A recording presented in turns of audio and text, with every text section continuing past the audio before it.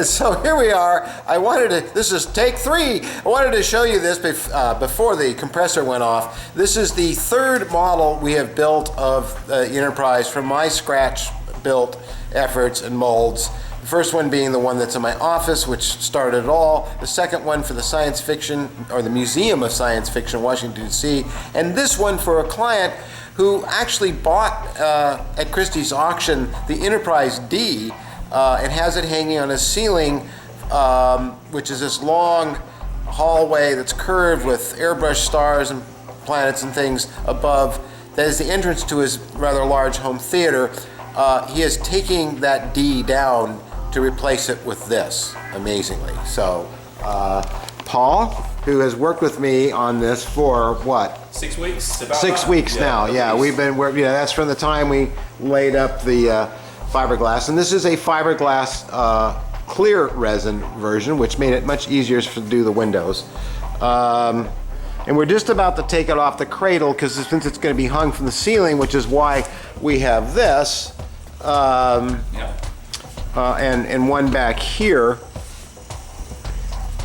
we have to take it off the mount here and unscrew this and cover this hole up. And we'll do that by placing it in this cradle, which eventually will be reinforced for shipping, which is going to happen next. But she's a beautiful ship.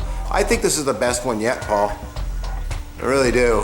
You know, I've loved all 3 of them for 3 different reasons. The first one, obviously, because it's yours and it's just an amazing model. The second one, the museum, because it's so much more detail. Well, yes, it has a full bridge in it that's lit up. There's a whole bridge in the one in the museum. But I really like hangar bay too. Yes.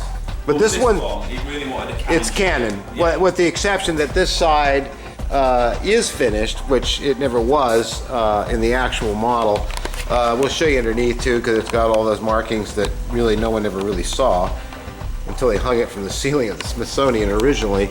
And of course underneath here we have more of all the markings and the landing gear that were never used originally, which these soft section was going to come off, was going to land on the planet. It was so expensive to do that with special effects, we ended up with the transporter, and that's how the transporter system was born. You'll notice that the engines are on and turning and they're not making much noise. If I shut my big trap for a minute, you can maybe hear them. Barely. They're very quiet, running on 6-volt geared motors. This is really, really a fine ship. I hate to send it out, and I want it for myself, even though I already have one. That is the sign that we did the job that we wanted to do, which is a good job.